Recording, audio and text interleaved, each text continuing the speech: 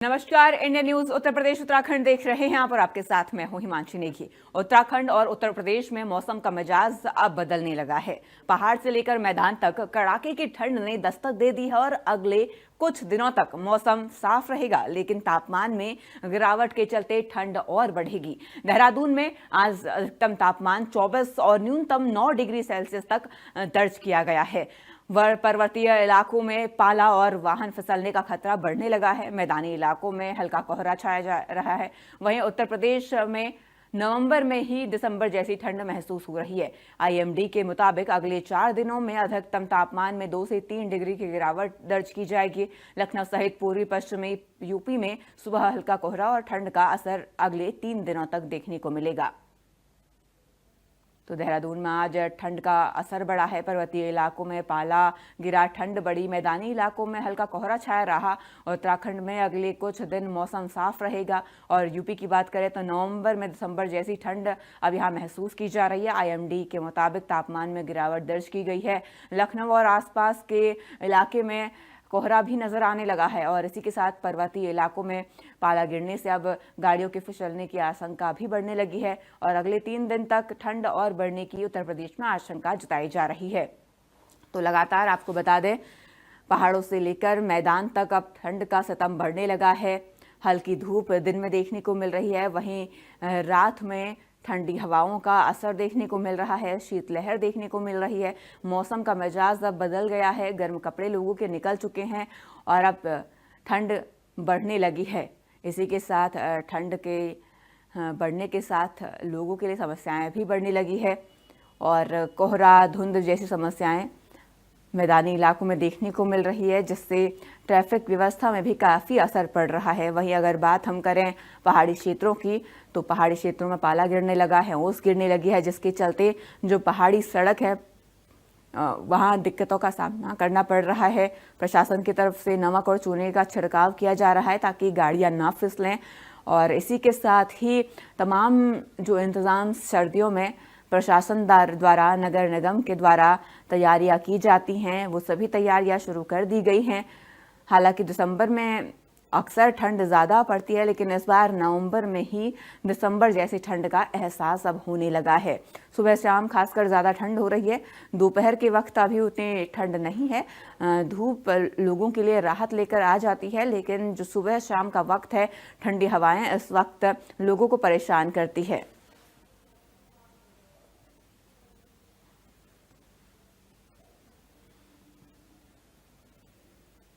तो अलग अलग जिलों से ठंड पर बढ़ते मौसम के बदलाव पर जानकारी देने के लिए हमारे साथ हमारे सहयोगी जुड़ चुके हैं। सबसे पहले संतोष, मैं आपके पास आना चाहूंगी।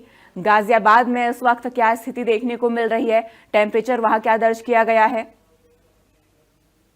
गाजियाबाद का जो टेम्परेचर है अब वो इस समय जो है 14 डिग्री पे है। और ये जो है लगातार पिछले काफी दिनों से जो ठंड का असर है, कहीं ना कहीं जो बर्फबारी हुई है पहाड़ी क्षेत्रों में, उसमें जो है गिरावट देखी जा रही है। लगातार जिस तरीके से जो यहाँ हवाएं चल रही हैं, उनमें उनके कारण भी जो है यहाँ पे दिन में मौसम जो है धूप निकलती है, परंतु वो जो गुनगुनी धूप निकलती है उसका असर जो है दिखाई नहीं देता है, असर नहीं पड़ता है, क्योंकि सुबह शाम जो है यहाँ पे सर्दी पड़ जाए शुरू। जो गाइडलाइन जारी की है कि नवंबर के जो अंतिम सप्ताह है उसमें कड़ाके की सर्दी यहाँ से शुरुआत हो जाएगी।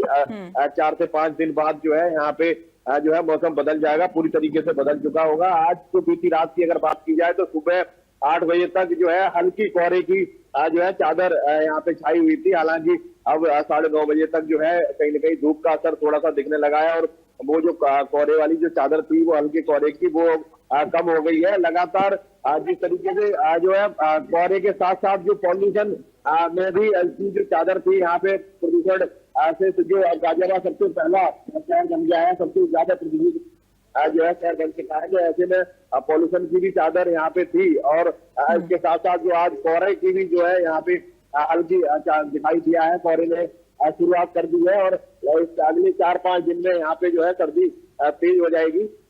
जो मौसम विभाग है उसने बताया है कि अभी बरसात की कोई भी आशंका नहीं है 4-5 दिन तक, लेकिन ये जो है नवंबर के अंतिम सप्ताह जाते जाते जो है बारिश और ठंड का एक साथ जो है कॉकटेल दिखाई देने को जो है हो सकता है कि जो दिसंबर की शुरुआत हो उसमें जो बरसात और ठंड का एक साथ जो है कॉकटेल दिखाई देने को मिले। जी, हमारे साथ शिव जुड़े हुए हैं रायबरेली से। शिव, मैं आपके पास आना चाहूंगी। देखिए, लगातार पारा लुढ़क रहा है, ठंड अचानक से तेजी के साथ बढ़ रही है। ऐसे में रायबरेली में इस वक्त स्थिति कैसे क्यों दिखने को मिल रही है? अगर मैं बात करूं कल परसों यानी पिछले एक हफ्ते की अगर मैं बात करूं तो पारे में तापमान में कितना यहाँ पर अंतर दर्ज किया गया है? हिमांशी, अगर पीछे ले एक सप्ताह की बात करें तो धीरे धीरे जो है रात के टेम्परेचर में गिरावट लगातार जारी है और दिन में थोड़ा सा राहत रहता है। लेकिन जिस प्रकार से अगर थोड़ा सा 15 दिन पीछे चले जाएं, जिस प्रकार से मोथा ने जो कहर बरपाया था, लगातार बारिश हुई थी 4-5 दिन, उसका असर अभी भी देखा जा रहा है। और खासकर उन इलाकों में जो रायबरेली के निचले इलाके हैं, जहाँ सीपेज इलाका है, नहरों का इलाका है, वहां जो है यूं कहें कि रात में और सुबह शाम तो ठंड होती है, रात में भी जब हवाएं चलती हैं तो लोग जो है ठंड से परेशान होते हैं। जिनके पास जो व्यवस्थाएं हैं गर्म कपड़ों की, वो सब निकल आए हैं और जहां भी लोग जा रहे हैं, चाहे खेतों में देखिए या कोई रोजमर्रा सुबह शाम काम करने जाता है, साइकिल से जा रहे हैं, बाइक से जा रहे हैं, तो पूरा ढके रहते हैं, क्योंकि बचाव ही और सावधानी ही उपाय है, नहीं तो आप बीमार पड़ सकते हैं। क्योंकि ये मौसम जो है अचानक से बदलाव की ओर है और ठंड अब शुरू हो गई है। रायबरेली में आज की बात करें तो आज रात में भी ठंड का असर रहा है, दिन में थोड़ा सा राहत मिल जाती है। सुबह शाम जो है आसमान में धुंधली छाई रहती है, बादल नुमा दिखाई देते हैं, लेकिन वो बादल नहीं होता है। एक तो ये कोहरे होता है और दूसरी तरफ जो ये प्रदूषण है वो रहता है। और आज अगर प्रदूषण की बात करें, जो AQI लेवल है वो 250 से पार कर चुका है, तो पूरे दिन धुंध छाई रहती है, लोगों को परेशानी में डाल रही है। ऐसे में जिस प्रकार से जो व्यवस्थाएं करनी चाहिए, जिला प्रशासन की ये होता था कि दिसंबर आएगा हम सब करेंगे रैन बसेरे सब कुछ, तो उनके लिए भी यूं कहें कि विशिष्ट परिस्थितियां हैं जो पहले से ये ठंड ने दस्तक दे दी है। और अभी अंतिम जो है सप्ताह चल रहा है नवंबर का, तो ऐसे में ठंड जिस प्रकार से बढ़ी है, दिन में थोड़ा राहत है, लेकिन सुबह शाम जिस प्रकार से लोगों को अब अगर आप कपड़े नहीं है पूरे पहने तो आप बीमार होंगे, परेशानी में पड़ सकते हैं।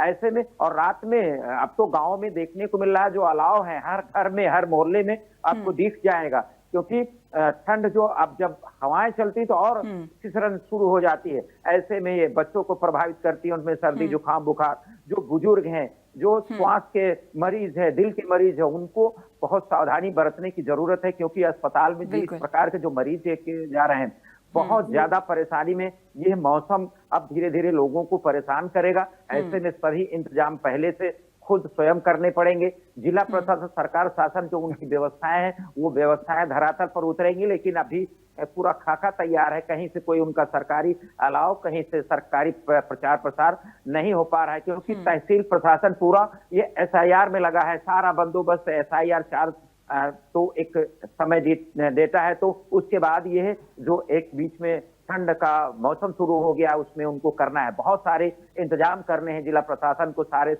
सीमित संसाधन है, लेकिन इसमें थोड़ा सा सावधानी बरतनी होगी आम जनमानस को। फिलहाल रायबरेली में ठंड ने दस्तक दे दी है और अब तो कुछ लोग कह रहे हैं कि अगर थोड़ा सा तापमान बढ़ रहा है तो बारिश की भी संभावना हो सकती है, क्योंकि जो है लग्नो विवाह का ये सब सीजन चल रहा है। तो ऐसे में जो जानकार है, बहुत सारे पुरोहित है, वे सब बता रहे हैं कि बारिश भी हो सकती है। जी, संजय हमारे साथ अमेठी से बने हुए हैं। संजय, देखिए, अगर मैं सबसे पहले आपसे यही जानना चाहूंगी, कल के तापमान में और आज के तापमान में कितना अंतर अमेठी में देखने को मिल रहा है? देखिए हिमांशी जी, जिस तरीके से अब लगातार जो तापमान है उसमें गिरावट इसलिए देखने को मिल रही है क्योंकि लगातार पहाड़ों पर बर्फबारी हो रही है और इसके चलते जो उत्तर प्रदेश के तमाम मैदानी इलाके हैं वहां पर लगातार जो रात का तापमान है वो विशेष करके नीचे गिरता हुआ दिख रहा है। खास करके जो पश्चिमी इलाके हैं वहां पर विशेषकर तापमान में गिरावट दर्ज की जा रही है। लेकिन अगर हम अमेठी की बात करें तो कल के अगर तापमान की बात करें तो 9:30 बजे के आसपास कल का जो तापमान था वो 24 से 25 डिग्री सेल्सियस था। लेकिन आज अगर हम 9:30 बजे सुबह की बात करें तो वही तापमान जो है वो 22 डिग्री सेल्सियस है। यूं कहा जाए कि जहां दिन में लगातार जो तापमान अभी तक 26 और 27 डिग्री सेल्सियस के आसपास हुआ करता था, अब वो 25 के आसपास आ गया। यानी यूं कहा जाए कि 24 घंटे में ही 2 डिग्री सेल्सियस तापमान में गिरावट दर्ज की गई है। और ऐसे में अगर देखा जाए तो लगातार जिस तरीके से रात में जो ठंड है, शाम होते ही जिस तरीके से ठंड दस्तक देती है, उसके बाद से अब 13 और 14 डिग्री सेल्सियस के आसपास रात का जो टेम्परेचर है वो रहता है। तो कहीं ना कहीं अब पूरी तरीके से ये माना जाए कि लगातार जो रात की ठंड है वो पूरी तरीके से एक्टिव हो गई है, और ऐसे में तमाम तरीके की जो सावधानियां हैं वो आम जनमानस को अब बरतने की जरूरत है, क्योंकि बीते एक सप्ताह से इसी तरीके से ठंड ने दस्तक दिया है, और जिन लोगों ने लापरवाही किया उनको इसका अंजाम भी भुगतना पड़ा। तमाम तरीके की जो वायरल बीमारियां हैं, सर्दी, खांसी, जुकाम, इन सारी बीमारियों का उनको शिकार भी होना पड़ा। और ऐसे में अगर देखें तो जिला अस्पताल से लेकर सीएससी तक लगातार जो मरीजों की संख्या है वो बड़ी मात्रा में देखने को मिल रही है। बड़ी संख्या में लोग जो है वायरल फीवर और सर्दी, खांसी, जुकाम के पेशेंट जो है वो अस्पताल पहुंच रहे हैं, जहां पर अपना इलाज करा रहे हैं। यूं कहा जाए कि अब आने वाले दिनों में और कड़ाके की ठंड होगी। जो दिन का तापमान है वो धीरे धीरे डाउन हो रहा है। जहां ये कड़ाके की धूप दिन में देखने को मिलती थी, अब वही कड़ाके की धूप जो है वो धीरे धीरे यूं कहा जाए कि नॉर्मल होती दिख रही है। अब लगातार सुबह शाम की जो ठंड है उसने ये एहसास दिला दिया है कि अगर आप अब बिना गर्म कपड़े के निकलते हैं तो आपको अच्छी खासी दिक्कत का सामना करना पड़ेगा। तो आने वाले दिनों में मौसम विभाग ने साफ कर दिया है कि अब 3 से 4 दिन के अंदर जो शीत लहर का असर है वो देखने को मिलेगा, और सुबह तक 8:30 बजे के आसपास अगर देखा जाए तो एक जो धुंध की चादर है वो हल्की अब देखने को मिलती है। यानी कि जैसे धूप आगे बढ़ती है, यानी समय आगे गुजरता है, तो उसके बाद से वो हल्का थोड़ा सा डाउन हो जाती है। लेकिन अभी भी दूर अगर हम तस्वीरों में आपको दिखाएंगे तो दूर अभी भी आपको धुंध देखने को मिल रही होगी। तो इसी तरीके से अगर सुबह देखी जाए तो इस तरीके से और भी ज्यादा तेज जो धुंध है वो देखने को मिलती है। तो कहीं ना कहीं आने वाले समय में अब आपको कड़ाके की ठंड दिन और रात दोनों झेलना पड़ेगा, क्योंकि नवंबर माह धीरे धीरे अब खत्म होता जा रहा है और दिसंबर से जो है वो कड़ाके की ठंड देखने को मिलती है। ऐसे में जिला प्रशासन भी पूरी तरीके से एक्टिव है। यानी यूं कहा जाए कि जिलाधिकारी महोदय ने बैठक करके उन तमाम जो नगर पालिका है, नगर पंचायत है या फिर तहसील कर्मी है, उनको जो है आवश्यक दिशा निर्देश दिया गया है कि समयानुसार जो अस्थायी और अस्थायी रैन बसेरे हैं उनको तैयार कर लिया जाए। उनमें जो सामान्य व्यवस्थाएं हैं, हीटर का, रजाई गद्दा का, पानी का, यानी इन सारी व्यवस्थाओं को मुकम्मल कर लिया जाए, ताकि जैसे ही कड़ाके की ठंड का एहसास शुरू हो तो किसी को भी जिनके पास घर नहीं है या फिर जो खुले आसमान में लेटने को मजबूर होते हैं वो अस्थायी और अस्थायी रैन बसेरों में रह सके। तो ऐसे में वो व्यवस्थाएं भी पूरी तरीके से अब एक्टिव के मोड में है। और दूसरी तरफ अगर देखा जाए तो जैसे ही ठंड बढ़ेगी, दिसंबर महीने से यूं कहा जाए कि लगभग दिसंबर महीने से जो अलाव है चाक चौराहे पर वो जिला प्रशासन की तरफ से जलाए जाते हैं, नगर पालिका, नगर पंचायत की तरफ से जलाए जाते हैं। तो ऐसे में उनके लिए भी पूरा खाका अब तैयार है, क्योंकि अब कड़ाके की ठंड पड़ेगी, इसलिए जिला प्रशासन पूरी तरीके से एक्टिव है। आने वाले 4 से 5 दिन बाद मौसम पूरी तरीके से करवट लेगा। दिन और रात की जो ठंड है वो अब बराबर देखने को मिलेगी। हालांकि यूं कहा जाए कि दूसरी तरफ एक बड़ी परेशानी है कि लगातार जो एक्यूआई लेवल है, यानी एयर क्वालिटी इंडेक्स है, वो भी लगातार दीपावली से ही 200 के आसपास जो है वो घूम रहा है। यूं कहा जाए कि सामान्य से लगभग 3 गुना ज्यादा है। ऐसे में जो बच्चे हैं, जो दमा के पेशेंट हैं या जो बुजुर्ग हैं, उनको सुबह शाम में अच्छी खासी दिक्कत का सामना करना पड़ता है। जब वो चलते हैं तो उनको सांस लेने में दिक्कत होती है। लगातार एक्यूआई लेवल जो है वो 200 के आसपास ही रन कर रहा है, क्योंकि जब मोन्था का चक्रवाती तूफान आया था उसमें जो बारिश हुई थी तो उस बारिश के चलते जो एक्यूआई था वो लगभग 50 और 55 के आसपास आया था। यानी उस समय पूरा हेल्थी था, लेकिन अब वही एयर क्वालिटी इंडेक्स जो है अनहेल्थी है। यूं कहा जाए कि सावधानी बरतना है। दूसरी एक तरफ एयर क्वालिटी इंडेक्स बढ़ा हुआ है, दूसरी तरफ कड़ाके की ठंड है, तो ऐसे में आपको सावधानी बरतना है। लगातार मौसम विभाग भी कह रहा है कि अगर आप बाहर निकल रहे हैं तो गर्म कपड़े के साथ निकलिए, पूरी सावधानी के साथ निकलिए। सुबह शाम मॉर्निंग वॉक कर रहे हैं तो अब भी आप गर्म कपड़े के साथ ही करिए, गर्म कपड़ा पहन के चलिए। तो ऐसे में आप सावधानी बरतना है, क्योंकि आने वाले दिनों में लगातार जो ठंड है उसका जो बढ़ता असर है वो उत्तर प्रदेश में जरूर देखने को मिलेगा। जी संजय, संतोष मैं आपके पास आना चाहूंगी। देखिए, जैसे हमारे सहयोगी ने बताया कि सुबह शाम के वक्त अब लगातार ठंड बढ़ रही है, शीतलहर बढ़ रही है, इसी के साथ देखिए पाला भी गिर रहा है, उसकी बूंदें गिर रही हैं और लगातार कोहरा भी बढ़ रहा है। ऐसे में कई किसानों को इसका फायदा होता है, कई किसानों को इसका नुकसान झेलना पड़ता है। जैसे अगर मटर की फसल की बात करें तो ठंड का उसको फायदा मिलता है, लेकिन जो लोग फूल की खेती करते हैं, पाला गिरने से उनके फूल खराब हो सकते हैं। ऐसे में गाजियाबाद की अगर मैं बात करूँ, किसानों अगर मैं बात करूं, उनके लिए ये मौसम कैसे बदलता हुआ नजर आ रहा है? जी बिल्कुल, क्योंकि यमुना के किनारे आपने बहुत अच्छा सवाल किया। यमुना के किनारे ज्यादातर फूलों की और सब्जी की जो है फसल उगाई जाती है, क्योंकि यहाँ जो यमुना का जो दूब क्षेत्र है उसमें फूलों की खेती बहुत ज्यादा होती है। गुलाब के फूल और गेंदे के फूल की यहाँ पे जो है कई सौ एकड़ में जो है खेती जो है हो रही है। अभी भी यहाँ से लगातार फूल मंडियों में जाते हैं तो ऐसे में अगर जब मौसम यह ठंडा होगा तो उनके जो है असर पड़ता है। पाला हालांकि अभी पड़ना स्टार्ट नहीं हुआ है, हल्का फुल्का स्टार्ट हुआ है, लेकिन क्योंकि जो मौसम विभाग है उसने जो यहाँ के अधिकारी हैं उन्होंने बताया कि अभी जो मौसम की जो प्रणाली है वो एक्टिव नहीं है प्रदेश में, इसलिए अभी कोई भी प्रयास नहीं किया जा रहा है। जैसे ही जब मौसम 4 से 5 दिन बाद जब ये मौसम प्रणाली एक्टिव हो जाएगी तो क्योंकि ठंड में पड़ जाएगी तो ये सारी चीजें लागू होंगी। और जिस तरीके से अभी जिला अधिकारी जो गाजियाबाद है उन्होंने 1 से लेके 5वीं तक के स्कूल जो है पॉल्यूशन के लिए बंद किए हुए हैं, क्योंकि पॉल्यूशन इतना ज्यादा है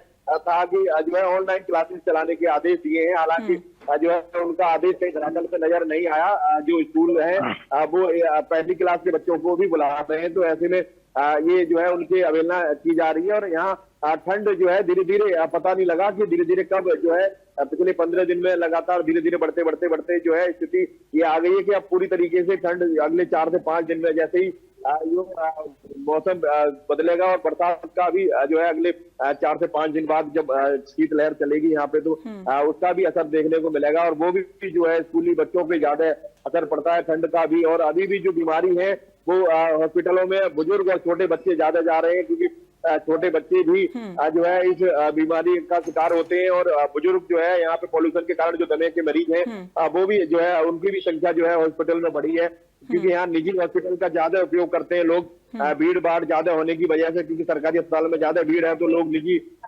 हॉस्पिटलों का भी उपयोग करते हैं। तो ऐसे में अगर बात की जाए तो ठंड के साथ साथ जो पॉल्यूशन है उसकी डबल मार यहाँ पे लोग झेल रहे हैं। किसानों के जो चाहे साथ हो चाहे जो क्षेत्रीय पॉल्यूशन की जो इकाइयां हैं जो यहाँ पे भवन निर्माण है कार्य है वो बहुत ज्यादा चल रहे हैं, तो वो भी जो है कहीं ना कहीं पॉल्यूशन बढ़ाने का काम कर रहे हैं। तो ऐसे में ये मौसम के साथ साथ जो मौसम की ये डबल मार है यहाँ पे, एक तो जो ठंड की शुरुआत हुई है साथ ही पॉल्यूशन की भी जो है शिकायत यहाँ पे काफी दिनों से है। और गाजियाबाद की ये स्थिति है कि गाजियाबाद जो दिल्ली एनसीआर का सबसे पहला जो है सबसे अधिक पॉल्यूशन वाला शहर बन गया। तो ऐसे में यहाँ की जो लोगों की परेशानियां हैं वो लगातार बढ़ रही है, परंतु प्रशासनिक कहीं ना कहीं लापरवाही है। जैसा कि हमारे सहयोगी कह रहे थे कि अभी पूरी टीम एसआईआर में जुटी हुई है, तो प्रशासनिक जो टीम है वो एसआईआर के काम की तरफ ज्यादा ध्यान दे रही है, क्योंकि वो भी महत्वपूर्ण कार्य सरकार ने जो है आदेश दिए हैं तो वो होना है। तो ज्यादातर ध्यान अभी एसआईआर की तरफ है। अन्य जो है चाहे वो पॉल्यूशन के विभाग के लोग हों चाहे और जो टीम हो नगर निगम नगर पालिका सभी जो है कहीं ना कहीं अभी थोड़ी थोड़ी लापरवाही देखने को मिल रही है उनकी। यहाँ जो है लोग पॉल्यूशन से भी परेशान है और ठंड की भी जो चालू हो गई है उससे भी जो है कहीं ना कहीं अब लोगों की परेशानी बढ़ने वाली है। बिल्कुल, दोहरी मार इस वक्त जनता झेल रही है। शिव, देखिए लगातार प्रदूषण भी है, ठंड भी है, और इसी के साथ बढ़ती ठंड के साथ मौसम से जो बीमारियां बढ़ती हैं उनका प्रकोप भी बढ़ने लगा है। आपसे मैं यही जानना चाहूंगी प्रदूषण का क्या स्तर है इस वक्त, और इसी के साथ जो बढ़ती ठंड है उससे जनता कितनी प्रभावित है। मौसमी बीमारियां का खतरा बढ़ता है जब मौसम बदलता है। अस्पतालों में क्या व्यवस्थाएं देखने को मिल रही हैं? अगर पॉल्यूशन की बात करें तो ये जो मौसम है, मौसम दो तरह से जो आम जनमानस को प्रभावित करता है। एक तो ठंड बढ़ती है धीरे धीरे, और जो प्रदूषण आसमान में पूरा यूं कहें कि वातावरण में है वो उसमें कमी नहीं हो पा रही, लगातार बढ़ता जा रहा है। जो एक्यूआई लेवल है वो रायबरेली का अगर आज बात करें तो 200 से 250 के आसपास पहुंच गया है। ये बहुत ज्यादा खतरनाक है। ऐसे में आपको जो हवा, शुद्ध हवा मिलनी चाहिए नहीं मिल पा रही, ऊपर से ठंड है, आप पूरी तरह से शरीर आप ढके हुए हैं। तो जिस प्रकार से अस्पतालों में मरीजों की संख्या देखी जा रही है उसमें अभी जो शुरुआती जो ठंड है उसके लक्षण तो साथ में ही है, लेकिन जिस प्रकार से प्रदूषण का असर पड़ रहा है खासकर जो अस्थमा, श्वास और जो कहें कि हार्ट के मरीज है उनको प्रभावित कर रहा है, बच्चों को प्रभावित कर रहा है, जो उस तरह की महिलाएं उनको प्रभावित कर रहा है। ऐसे मरीजों की संख्या बढ़ी है। और ये जो जानकार हैं, स्वास्थ्य महकमा हो या मौसम के जानकार हैं, ये बता रहे हैं कि जब ठंड, कड़ाके की ठंड पड़ेगी उतना लोगों को प्रभावित नहीं करेगी, लेकिन ये शुरुआती दौर है। शुरुआती दौर में अगर आप बचा ले गए अपने शरीर को तो आप जब बराबर की ठंड आ जाएगी तो उसमें ज्यादा नुकसान नहीं होगा। लेकिन ये शुरुआती ठंड है, और शुरुआती ठंड में ये प्रदूषण जो बढ़ा है ये दोहरी मार रहा है, लोग प्रभावित हो रहे हैं। तो ऐसे में बहुत ज्यादा सावधानी बरतने की जरूरत है।